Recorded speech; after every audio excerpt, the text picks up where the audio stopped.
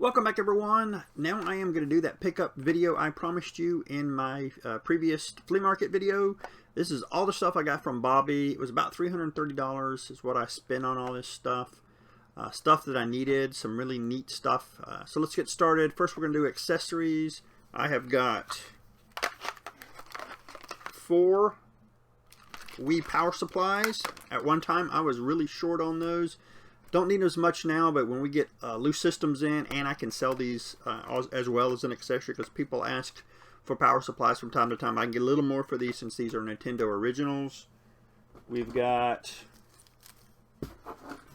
4 Wii AV cables. We have got 4 nunchucks. And we got 6 Wiimotes. So yeah, lots of Wii stuff, but this is the stuff sometimes can be hard to find. It's always nice to have extras of these. They also sell really well loose as well.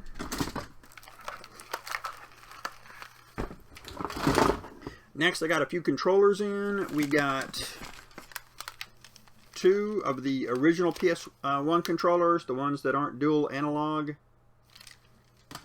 Then I got 4 of the analog stick PS1s. We got 3 white ones and 1 gray one. Here's the other 2. Then got 4 PS2 controllers. These are all original. I'm sorry, 3 PS2 controllers. All original, pretty good shape. Again, unfortunately, none of this stuff is tested. Keeping my fingers crossed that all this stuff's going to work. Bobby promised me that he would kind of do what we do with Thomas. If something doesn't work, he's going to find something else for about the same price. He had extras of this stuff too, so we may be able to swap it out if we have issues. Got 1 PS3 controller. And I got a Atari 2600 controller. Always want to get these because I always get systems sometimes without controllers, or we get controllers that do not work. Alright, let's move this box. Alright. This was something I thought was really cool. They actually even came with the receivers. I normally tell people if you can find these out in the wild, buy them, especially if they are cheap. First, we've got the Logitech PS2 wireless controller with its remote, or with its receiver. Hopefully this thing works because these are probably the best wireless controllers you can get for the PS2. Besides that, I also got the Xbox one with its receiver as well. I think it's got a little memory card inside.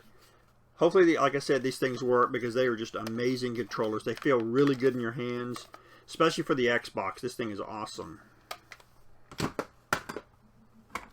Then, this is another really special one. I really want to keep it for myself, but I've got a modded Genesis controller, so I don't really need it. Hopefully it will work. This is one of the Atari 7800 controllers. This is the game pads instead of those crazy joysticks. These are really awesome as well. Kind of rare. You don't see these very often. Then, I guess I'm going to show you probably one of the cooler things that I got. We got a Sega Master System. This is the Sega Control Stick. Very cool. Also, got the gun. Guys, in the comments below, let me know, were they like this, or is it missing a piece right here? Because you can actually see inside, so hopefully it works. Then, yes, this is probably the best thing that I got. Really freaking amazing. Again, I hope it works. This is the Sega Master System number 2. This is the second model. Really good shape as well. Did not have a power supply or RF. RF's pretty easy, and I think this uses the Genesis 1 power supply, so no biggies. I think I'm going to be able to, as long as it works, be able to get all the pieces I need to be able to sell that. It also came with its just standard controller. Then we got some games for it. First is a loose one. We got Rambo. Got Reggie Jackson Baseball. This one is complete. We have got Shooting Gallery, no manual. We have got Rescue Mission, it is complete. And we have got Outrun, complete as well. Now to some older stuff. I got 2 of these. You know this is probably one of my favorite systems as well. I got 2 7800s. These actually, it's a little dusty as you can see. They actually had the plastic right here, so it actually looks almost brand new. At least that strip does, because it was protected. Here is the other one. This one's got just a little ding. I don't know if you can see it or not, like right over here there's a little ding, but it's still pretty good shape. Unfortunately, we only got 1 power supply with this. No RF cables, but those are easy, and I can use one of my aftermarket RF adapters with it. Again, hope these work. I know the one that is not, I don't have the power supply for. I'm probably just going to sell it, test it, make sure it works, and just sell it as console only. And the other one I'll just put together to sell it as a package. Here's another really cool thing. Again, it was by itself, nothing else, but we got a Atari 5200. It's in really good shape as well. Again, I am probably going to sell that. I'll test it with my stuff, make sure it works, and I'll sell it console only. Okay, the 7800s, besides that really cool joystick, or the gamepad that it came with, we got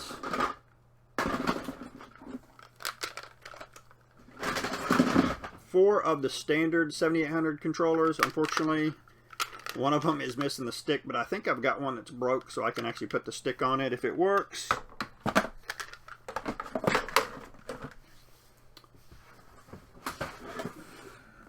Then we got a few games. There's nothing spectacular in here. Oh yeah, here's the 7800 power supply, and I did get 1 RF, so that's kind of cool.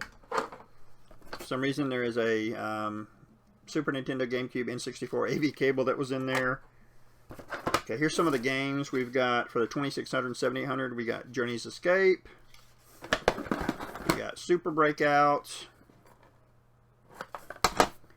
Maze Craze, one of my favorites, Kangaroo. This is Trick Shot, Galaxian. Here's Miss Pac-Man, really good version. Moon Patrol, another really cool game. And here is another really cool game, River Raid. Centipede. And then we got 3 7800 games. We got Galaga, the old standard Pole Position number 2, and another one of my favorites, Choplifter.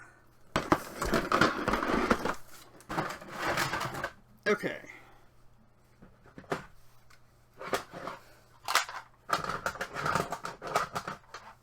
Down to the home stretch here. We got some Atari 8-bit games. We got Basic,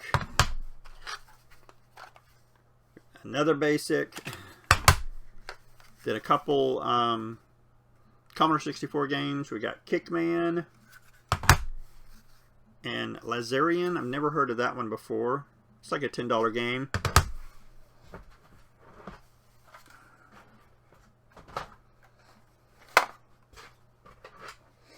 Oh, we got one 5200 game, Galaxian.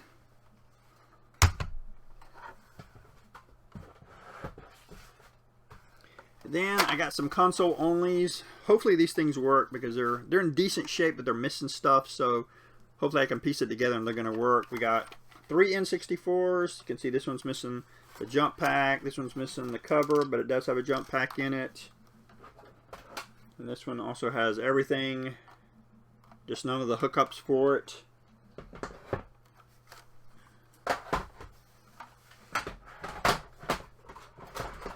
And the last thing I got, again, hopefully it works because it's only console only. We got a GameCube in. Needed one of these because we're actually out right now. Same thing with the N64s. I'm completely out of those as well. I figured it all up just to figure out what I would need to piece these together, and deducted that from my price. That's how I got for all of this stuff. It was like $330 some odd. I could at least double my money, maybe even almost triple my money on this stuff once I complete it all. Again, I'm going to say it again, hopefully it all works, because if it does, it's going to be really good for us, because we needed a lot of this stuff. That Master System number 2 is just beautiful. That'll be something really nice that's going to sit on our shelf. And you get the right collector to come in who actually may want that. The number 2 is actually kind of pricey. It's between $80 to $100, but I've got all the pieces, like I said, where I can complete that and get it out. You know what? I actually forgot something. Probably one of the better things that really happy that I got. Let me show it to you. It's a boxed Atari 800 XL. The box is a little damaged, as you can see. System inside is in really good shape. It's got its power supply, got an AV or a RF cable for it. So all I need to do is hook it all up, test it to make sure that it works. Love having these vintage computers, because we always have people asking for them. Now I just got to find some Commodore 64s, because I've had quite a few people ask for those. So now, guys, thanks for watching.